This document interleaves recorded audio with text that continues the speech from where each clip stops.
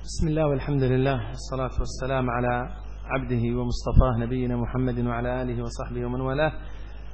هذا سائل يسأل يقول: هل يجوز أن يربط شعره في الصلاة حتى لا يحول بين جبهته وبين السجود؟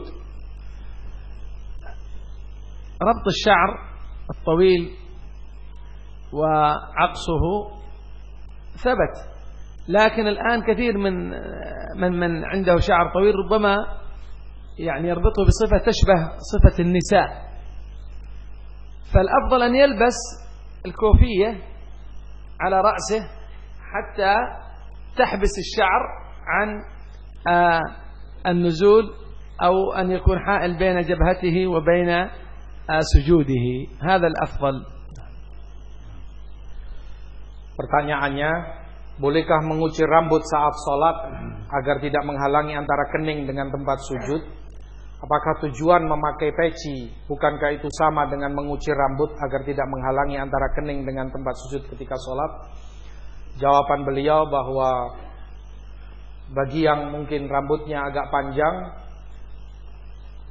lebih baiknya jika hendak sholat dia gunakan peci atau yang semisalnya, agar kemudian tidak menghalangi keningnya dengan sujud ketika sujud, agar tidak terhalangi keningnya dari tempat sujudnya. Karena sebagian orang panjangnya rambut, atau kalau itu kemudian diikat, dikhawatirkan yang semacam itu menyerupai rambut atau ikatan rambut wanita. Nah,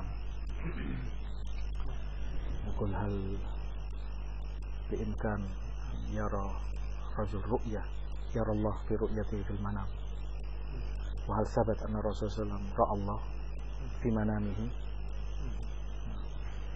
هذا يسأل عن رؤية الله عز وجل في المنام.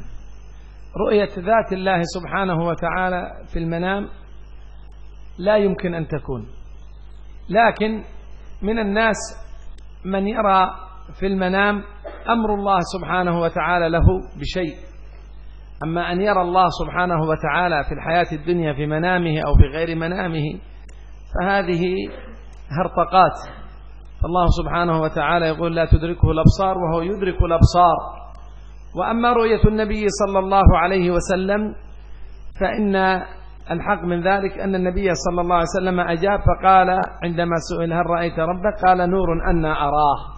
فلو كان رآه بذاته صلى الله عليه وسلم في المنام أو في الإسراء لأخبر بذلك، فالنبي صلى الله عليه وسلم لم يرى ربه في الإسراء.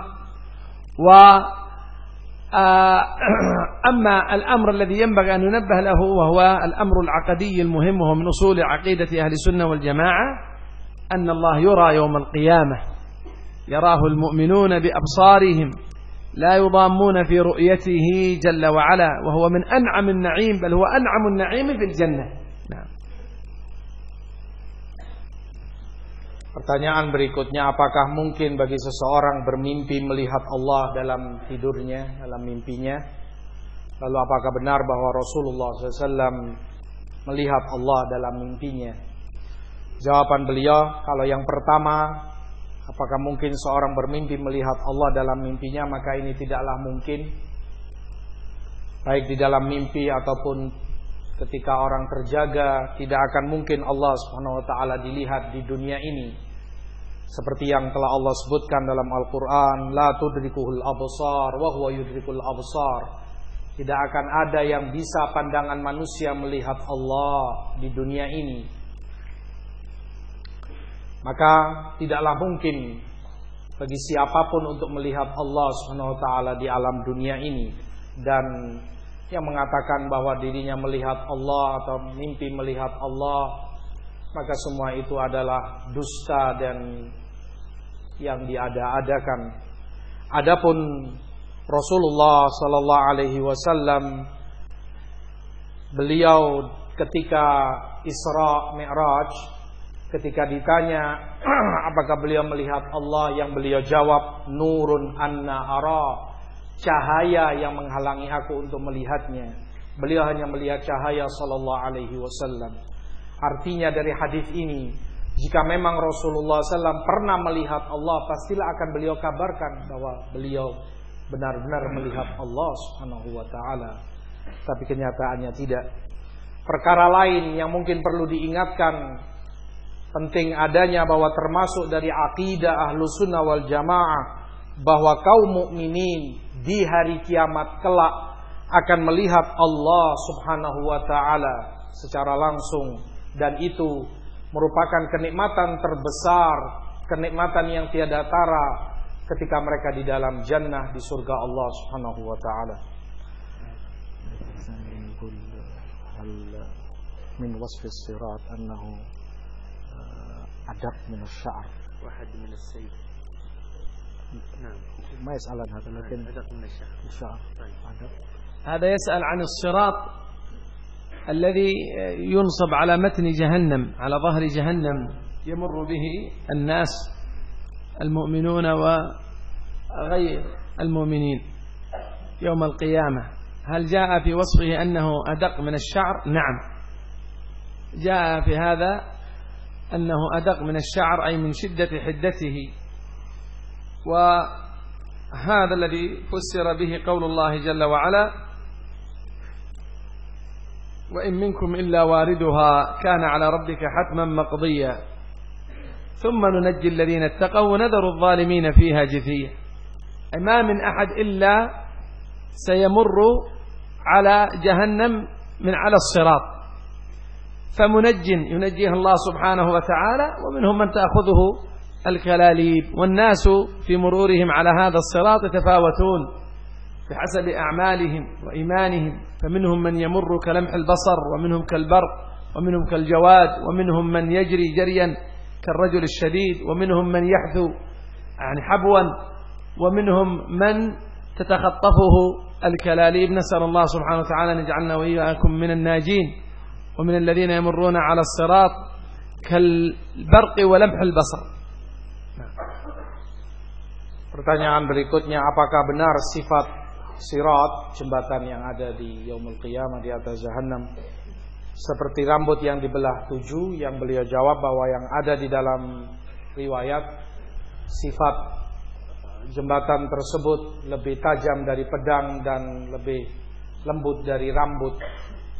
Yang tersebutkan di dalam riwayat pula bahwa itulah penafsiran atau sifat jembatan yang Allah sebutkan di dalam ayat wa in minkum illa wariduha kana ala rabbika hatman maqdiya. Dan setiap dari kalian pastilah akan melewatinya, dan itu suatu kepastian dan keharusan dari Allah Subhanahu wa taala. Tsumma nunajjil ladzina taqaw wa nadharudz zalimina fiha jithiya. Tapi kemudian kata Allah, kami selamatkan orang-orang yang bertakwa dan kami biarkan orang-orang yang zalim terjerumus di dalamnya, wal iyadu billah. Dan Rasulullah kabarkan pula bahwa setiap orang yang melewatinya ada di antara mereka yang selamat, melewati jembatan itu dengan cepatnya seperti kilat, sekejap mata. Ada yang seperti kecepatan orang menunggangi kuda, ada yang lari dengan cepatnya, ada yang berjalan, ada yang merangkak, ada yang selamat, ada pula yang diantara mereka terluka dengan cakaran besi-besi tajam, ada pula yang kemudian terjungkal dan jatuh di dalam jahanam. Kita memohon kepada Allah agar diselamatkan di waktu tersebut, dijadikan dari orang-orang yang melewati jembatan tersebut dengan sekejap mata. Amin ya rabbal alamin.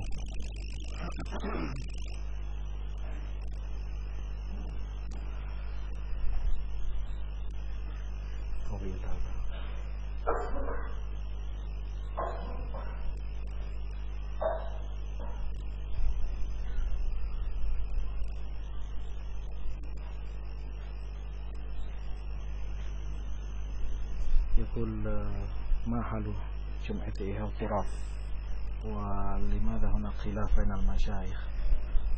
هذا أول. نجيب على هذا. السؤال يسأل عن جمعية إحياء التراث الكويتية، هذه الجمعية قد تكلم علماؤنا فيها من سنين طوال، من أكثر من 20 سنة. تكلم عليها شيخنا العلامة المحدث الفقيه المجدد مقبل بن هادي الوادعي رحمه الله.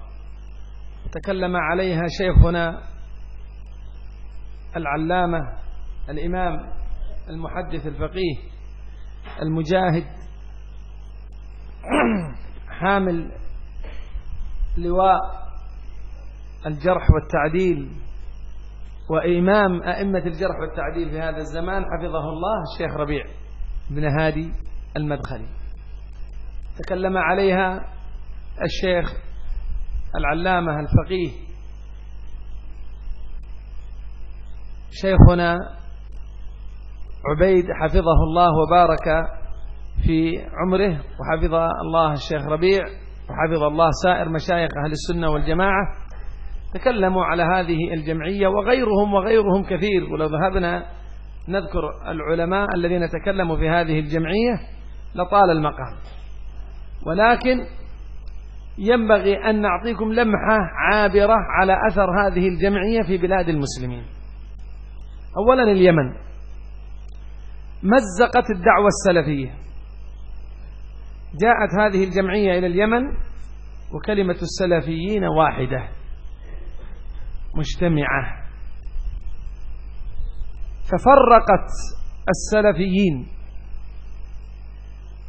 وخرج من طلاب شيخنا مقبل رحمه الله من يخالف نهج السلف الصالح الذي يدعو إليه الشيخ مقبل، بحجة أن الشيخ مقبل متشدد وإلى غير ذلك مما تدعم إحياء التراث وصف علماء السنة به. فخرج فصيل فاصل السنة وفاصل علماء السنة، فمزقت الدعوة السلفية في اليمن ابتداء من هنا، ودعمت الدعاة الذين يهاجمون السنة، وتبنت وكفلت دعاة يحاربون السنة ويحاربون مشايخها. وهكذا تصنع حيثما وجدت. فلا تغتروا بمن يأتيكم ويقول هي جمعية سنية تدعو إلى السنة. لا، إذا كانت تدعو إلى السنة ما حاربت دعوة الشيخ مقبل في اليمن، وهو مجدد الدعوة في اليمن، وكلكم يعلم من الشيخ مقبل رحمه الله.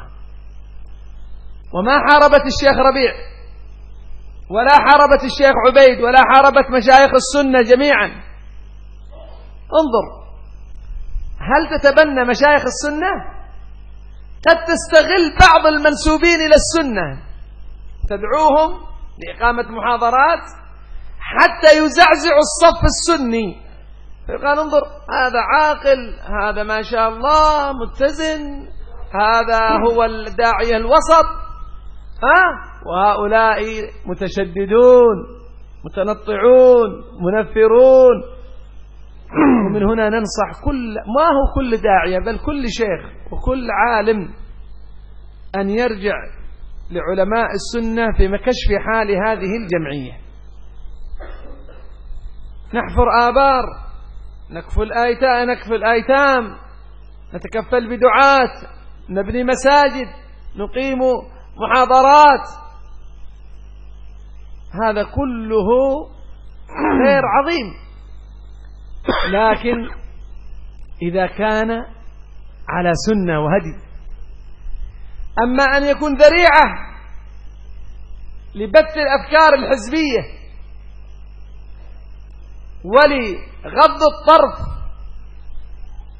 عن مبادئ الحزبيين وأهل البدع ولمنابذة أهل السنة ومحاربة أهل السنة، فلا والله ما تنفع هذه الأعمال، ولا تغرنا ولا تخدعنا. وإن جاء عندهم من دعاة السنة أو المحسوبين على السنة وهو مخدوع بهم لا نغتر به، ومن علم حجة على من لا يعلم. ويجب هنا على كل داعية يحترم المنهج السلفي وعلماء الدعوة السلفية أن يقف عند صاحب الحجة وعند صاحب البيان، ولا يتكل على نفسه كما سمعتم ولا يعتمد عليها. أنا إذا مكنت من منبر يدعو إلى السنة سأذهب إليه.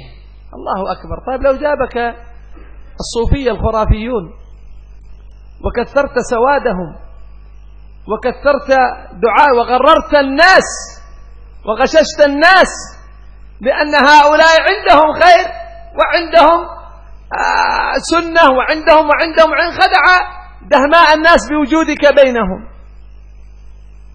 ولكن ليميز الله الخبيث من الطيب، لا يوجد أحد فيه شر محض. سيأتيك بعضنا يقول لك والله فيها خير، عندهم كذا. اليهود عندهم من الخير، النصارى عندهم من الخير، فضلا عن مسلم يقول لا إله إلا الله محمد رسول الله. لكن هذه القواعد هي التي زعزعت السلفيين. ووجود بعض المنتسبين للسنة وبعض مشايخ الفضلاء يحاضرون مع هذه الجمعية أو يكثرون سوادهم، فوالله لا يستقيم أبدا مع منهج السلف الصالح. منهج السلف الصالح أن من خذل أخاك السني لا تؤيده، ومن تكلم في علماء السنة لا تؤيده، ومن مزق الدعوة السلفية إن شاء الله في الصين لو مزقها لا بد من في الأندلس أن يقف مع السلف ضد هذا الذي يمزق الدعوة السلفية. لا يقول لا تنقلوا لنا مشاكل إحياء التراث في اليمن إلى إندونيسيا، ولا مشاكل إحياء التراث في السعودية إلى إندونيسيا. السلفية والإسلام هو السلفية، والسلفية هي الإسلام، دين المسلمين في كل مكان. سيأتيك بعض المتفلسفين يقول لا دي مشاكل ما هي في إندونيسيا، وش دخلنا احنا فيها؟ ستأتيكم. فلا بد أن تكونوا متحصنين قبل مجيئها إليكم. الآن تعلمون التطعيم ضد الأمراض، هل أنت مصاب به أم هو حماية لك؟ حماية لك من أن يأتيك هذا المرض. فهذه الفلسفة لا بد أن نجعل لها حدا بحزمنا، وأن دعوتنا السلفية في كل العالم واحدة، في إندونيسيا، في اليابان، في الصين، في أمريكا، أوروبا، آسيا، أفريقيا، في كل قطر من أقطار العالم دعوتنا واحدة. ما يمس إخواننا في اليمن يمس إخواننا في إندونيسيا، ما يمس إخواننا في إندونيسيا يمسهم في السعودية، ما يمس إخواننا في الصين يمس إخوانهم في كل مكان من العالم. هذه الفلسفات لم تأتي من العلماء ولم تأتي من منهج السلف الصالح. فاحذروا، لا تتمزق دعوتكم ولا تتمزق كلمة أهل السنة في هذه البلاد، كما ندعو الله سبحانه وتعالى أن يهدي ضال المسلمين، يهدي من ذهب مع هذه الجمعية وخذل إخوانه وخذل السلفيين ووقع في معسكر لا يتصل بأهل السنة. سيرفعون لك نحن عقيدتنا عقيدة أهل السنة والجماعة، نقرر عقيدة أهل السنة والجماعة في باب الأسماء والصفات، في باب الألوهيات. عقيدة أهل السنة والجماعة ليست كلاما وليست حبرا على ورق. عقيدة أهل السنة والجماعة عقيدة في القلب، مترجمة بالعمل، ناطقة باللسان، فيها ولاء وبراء، نوالي فيها ونعادي فيها. أنا من أهل السنة والجماعة، وأذهب إلى الجماعات المنحرفة من تكفيريين وإخوان مسلمين ودعاة ضلال وصوفية وقبورية، وأحضروا موالدهم وأحضروا مجالسهم التي يسمونها مجالس الذكر. أنا من أهل السنة وأكثر سواد أهل الباطل. أنت لم تعتقد عقيدة أهل السنة اعتقادا صحيحا، لم تترجمها عمليا، لم تقم بمبدأ الولاء والبراء فيها. انتبهوا يا أخواني، والله إني لكم ناصح، والله إني لكم ناصح. ستجدون من يهون من أمر هذا الباطل الذي عند هذه الجمعيات. ولا يفهم أحد من كلامنا هذا أن العلماء يحرمون الجمعيات الخيرية. لا يحرمون الجمعيات الخيرية، لكن عندما يكون الشعار الخيري والعمل الخيري ذريعة لخديعة الناس وذريعة لاستقطاب الناس بالمال ولشراء الذمم بالمال. إنسان يقرر الحق ليل نهار، احذروا أهل البدع احذروا أهل البدع. جاءت جمعية إحياء التراث كفالة داعية في الجيب. الله أكبر. من قال أن هؤلاء مبتدعة؟ الذين كان يقول عنهم بالأمس أنهم مبتدعة. من قال؟ أنت بالأمس كنت عندنا. ولا أترك مجال للترجمة يا شيخ أسامة، تفضل. أكمل. لعل الكثير أو البعض منكم يفهم العربية إن شاء الله. عندنا في اليمن كان من يقول حسن البنا ضال، حسن البنا منحرف عن السنة، حسن البنا يقرر الباطل ويقرر الصوفية ويقرر كذا وكذا من عقائد الباطل. جاءت إحياء التراث يا شيخ فلاني كفالة داعية شهريا. من قال أن حسن البنا ضال؟ لا والله إنها حصلت. عرفت؟ الشيخ مقبل إمام مجدد، شيخ مقبل هو الذي أحيا السنة في اليمن، والحمد لله طلابه منتشرون في العالم. جاءت إحياء التراث كفالة داعية. الشيخ مقبل فرق المسلمين. الشيخ مقبل والشيخ ربيع هؤلاء فيهم شدة وغلظة، ما هكذا السنة. بعد إيه؟ بعد كفالة داعية. إذن ليست كفالة لله، كفالة لشراء الذمم ولتغيير العقائد والمناهج. والحزبيون ليسوا أغبياء، هم عندهم عدة وجوه. السلفي يأتوه بوجه السلفي وبطريقة السلفي، واللي بده معهم حزبي محترق هذا خلاص في الجيب. لكن هذا الذي هو سلفي كيف نأتيه؟ ايش تدرس؟ قالوا يدرس العقيدة الطحاوية. إذا نحن نعينك أنت تدرس العقيدة السلفية.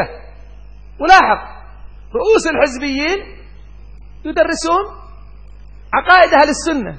لماذا؟ حتى لو جاء السلفي ينتقدهم. يا أخي كيف تنتقدهم وهم يدرسون الطحاوية ويدرسون الواسطية ويدرسون معارج القبول طيب تعال عمليا، هل والوا وعادوا في هذه العقيدة التي يدرسونها؟ والله شخص يدرس العقيدة الطحاوية جيء له قيل له إن فلانا يقول إن الله في كل مكان، نريدك أن تحكم بيننا.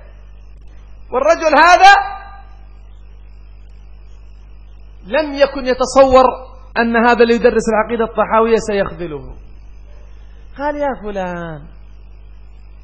فلان نحن الآن في مواجهة الماسونية، في مواجهة اليهود والنصارى، دع هذه الأمور جانبا. ليش تدرس العقيدة الطحاوية؟ لماذا تكذب على الناس؟ لماذا تدرس الواسطية إذا كان هذا مبدأك؟ آخر يخرج مع جماعة مخرفة تزعم أنها تبلغ دين الله، ويرى الناس يطوفون على قبر ويدعون عند القبر ويتمسعون بالقبر. يا جماعة هذا شرك. لا لا لا لا لا لا لا لا لا تفرق، لا تفرق. سبحان الله. إذن تدعون لماذا أنتم؟ وادعوا إلى ربك ولا تكونن من المشركين.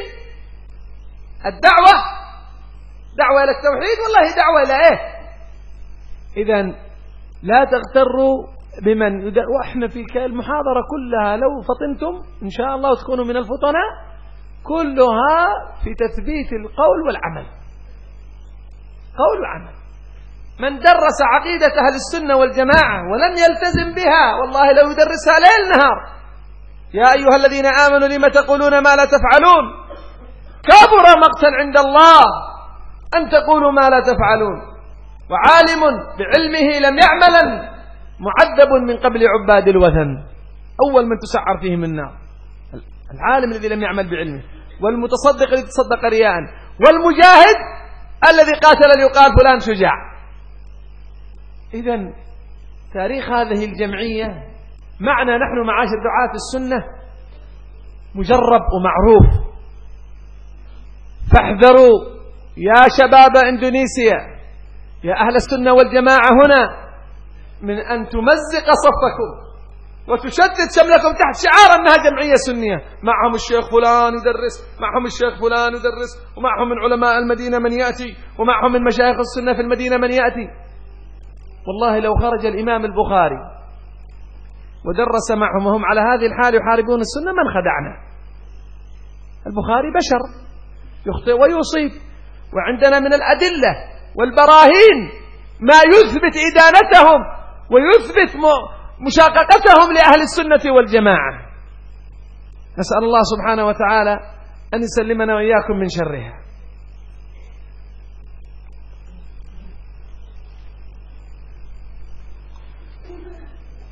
Pertanyaan tentang Jum'iyah Ihyaut Turath, bagaimana sikap kita kepadanya? Beliau jawab bahwa tentang Jum'iyah Ihyaut Turath ini telah dibicarakan oleh para ulama kita, para masyayikh Ahlus Sunnah lebih dari 20 tahun yang lalu.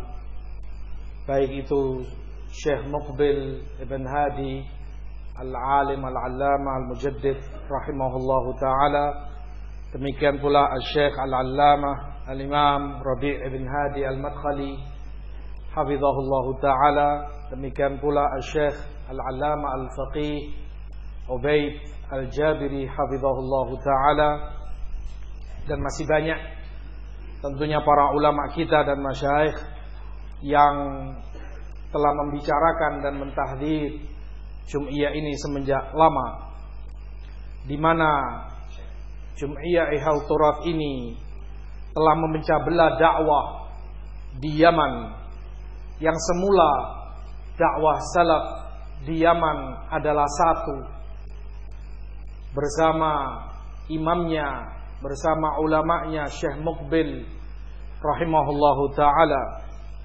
Kemudian ketika masuk Jum'iyah ini Ihyaut Turath, memecah belah dari sekian banyak murid-murid beliau, sehingga kemudian muncul para dai dari murid-murid Syekh Muqbil yang dulunya bersatu padu di atas sunnah. Kemudian karena Jum'iyah ini terpecah belah, mereka menyalahi sunnah, mereka menyalahi Syekh Muqbil rahimahullah. Bahkan mereka katakan bahwa Syekh Muqbil adalah orang yang keras dan kaku di dalam dakwahnya. Semua itu dengan apa yang diberikan oleh Ihyaut Turath kepada mereka, kafalatud du'at, bantuan bulanan kepada para dai dan yang serupa itu. Oleh sebab itu, janganlah kalian tertipu dengan slogan-slogan mereka bahwa mereka di atas sunnah dan memperjuangkan dakwah salaf ini. Kalaulah benar mereka di atas sunnah, jikalau benar Ihyaut Turath di atas dakwah salaf, tidak akan memerangi Syekh Muqbil, tidak akan memerangi Syekh Rabi', Syekh Ubaid, dan dakwah para masyayikh dan para ulama kita. Dalam perkara ini pula, perkara Ihyaut Turath sering menipu orang dengan proyek-proyek kebaikan yang mereka tawarkan, pengeboran sumur, mata air, bangunan masjid, lalu daurah-daurah dan muhadharah yang mereka lakukan bersama sebagian orang yang tertipu dengan mereka. Sungguh, jikalau mereka di atas sunnah, jikalau mereka di atas hidayah yang benar, tidak akan mereka memerangi dakwah sunnah dan dakwah salaf ini.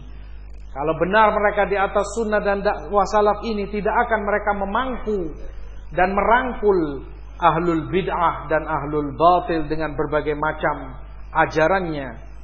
Maka segala proyek-proyek kebaikan yang mereka lakukan tidak akan ada guna dan manfaatnya untuk mereka. Kalaupun datang dan ikut serta bersama mereka orang-orang yang menisbatkan diri kepada sunnah atau kepada ilmu, maka yang wajib bagi kita semua adalah kita ikut dan bersikap sebagaimana para ulama dan masyayikh kita bersikap kepadanya. Allah Subhanahu wa taala sebutkan liyamizallahu al-khabitha minat thayyib, agar Allah memilah antara yang jelek dari yang baik. Tentunya di dunia ini tidak ada orang siapapun dia yang murni jelek semua pada dirinya, atau kelompok yang kemudian hanya jelek melulu yang ada pada dirinya. Ada bentuk-bentuk kebaikan pada dirinya, ada saja yang positif pada dirinya. Maka jangan yang syubhat semacam ini menipu kita, bahwa fulan ada kebaikannya, fulan banyak membantu, fulan atau jum'iyah ini banyak andilnya membantu dakwah, atau kemudian dikatakan jika bantuan dari Ihya Turat ini diambil demi kepentingan dakwah salaf, maka itu cerdas namanya. Janganlah tertipu dengan yang semacam ini. Apalagi kalau dia seorang muslim bersyahadat la ilaha illallah, tentunya padanya ada kebaikan.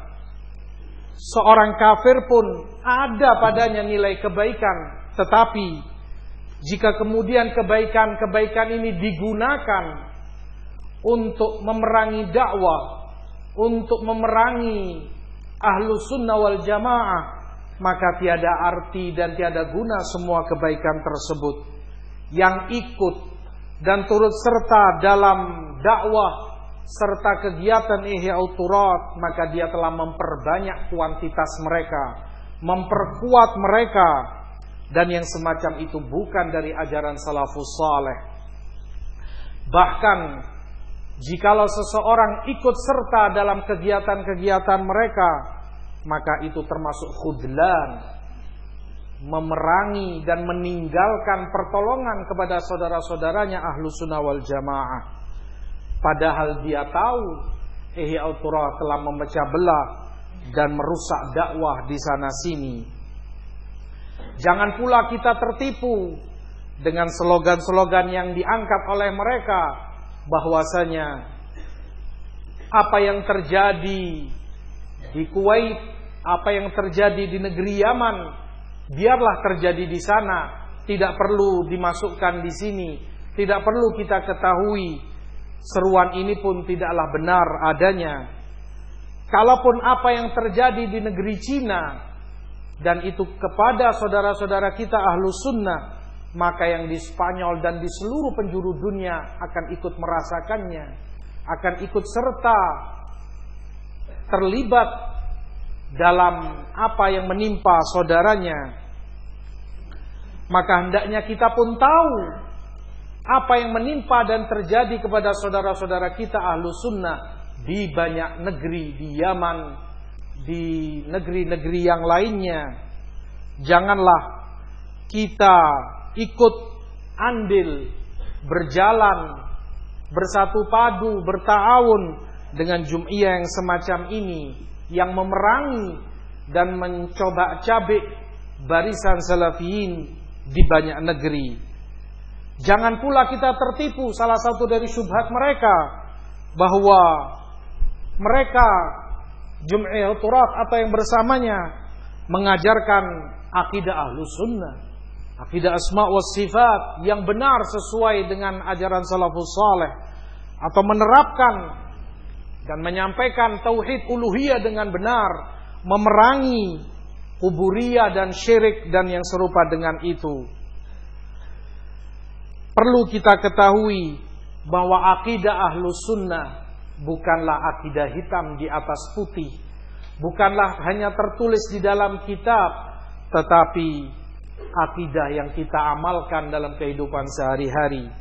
Akidah yang mengajarkan kepada kita wala dan bara, loyalitas, cinta, kebencian dan permusuhan kepada yang menentangnya. Maka tidaklah benar syubhat-syubhat yang selalu diusung oleh mereka. Bagaimana engkau mengingkari mereka? Bagaimana engkau mentahdir mereka, fulan dan fulan yang bersamanya, sementara mereka mengajarkan akidah atau kitab-kitab Ahlus Sunnah. Janganlah tertipu oleh slogan dan syubhat-syubhat mereka ini. Jum'iyah Ihya'ut Turath merangkul dan membantu segala bentuk firqah yang ada, yang sufi, yang ahlul bid'ah dan hizbiyin, ahlul batil dengan berbagai macam ajarannya, yang mereka semua menyalahi akidah Ahlus Sunnah wal Jamaah. Jika akidahmu benar, jika ada wala dan bara pada dirimu kepada akidah ini, tidak akan engkau bisa berjalan bersama mereka. Para ulama kita perlu diingat, tidaklah pernah mengharamkan jum'iyah khairiyah. Jika sebatas proyek kebaikan, amal khair yang mereka perbuat, maka itu tidak pernah diharamkan oleh satupun dari para ulama kita. Tetapi yang dinasehatkan oleh para ulama itu terkait jum'iyah semacam ini, bahwa kebaikannya dijadikan wasilah, dijadikan alat untuk merusak dan mencoba cabik dakwah salafiyah di berbagai penjuru dunia. Ingatlah bahwa pasti dan pasti akan selalu ada orang-orang yang akan menggampang-gampangkan perkara ini. Kalian akan mendengar mereka yang mengentengkan permasalahan Ihya'ut Turath seakan itu bukan perkara besar, bukan perkara berat, penyimpangan-penyimpangan yang terjadi padanya. Kami tahu, beliau sampaikan, bahwa dulunya ada seorang da'i yang begitu tegas di atas sunnah.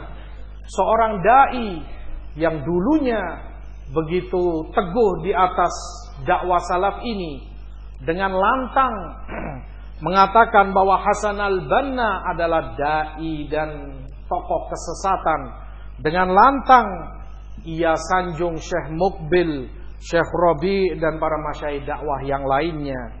Kemudian ketika dia mendapati bantuan-bantuan dari Ihya'ut Turath, berubah 180 derajat. Sekejap mata ia pun kemudian mengatakan Hasan al-Banna seorang imam dan mujaddid, tokoh pembaharu di dalam Islam. Syekh Muqbil, Syekh Rabi adalah orang-orang yang keras, kaku di dalam dakwahnya, dan suara-suara sumbang yang semakna dengan itu. Jikalau ini yang terjadi, maka berarti Ihya'ut Turath dari dana bantuan yang mereka berikan bukan karena Allah, bukan untuk Allah, tetapi sengaja untuk merusak dan memporak-porandakan dakwah salaf, dakwah Ahlus Sunnah ini. Mereka adalah orang-orang yang licik, memiliki sekian wajah. Siapa yang dihadapi, maka dengan pakaian orang tersebut Ihya'ut Turath akan menghadapinya. Jika engkau orang yang mengajarkan akidah salaf, maka engkau akan disanjung-sanjung, ajarkanlah kitab ini, teruskanlah, sampaikan ini. Kemudian dengan dana bantuan yang ia berikan, sedikit demi sedikit engkau akan terseret kepada penyimpangan mereka. Dalam perkara ini, ketika orang dahulunya mengajarkan akidah Tahawiyah, akidah Wasitiyah, atau kitab-kitab akidah Ahlussunnah yang serupa dengan itu, kemudian ketika membicarakan kebenaran akan diingkari oleh mereka. Sebagian dari mereka ketika mendapati orang-orang sufi atau orang-orang yang berdoa memohon di kuburan-kuburan para wali atau orang saleh, ketika itu diingkari, dikatakan, nah, janganlah engkau memecah belah kaum muslimin, janganlah engkau mengingkari yang semacam ini masalah khilafiyah, tidak pantas dibicarakan, dan yang serupa dengan itu.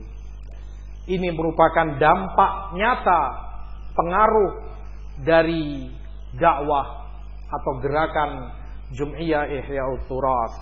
Oleh sebab itu kita menasehati agar setiap diri kita jangan mudah tertipu dengan slogan dan tipu daya syubhat-syubhat mereka.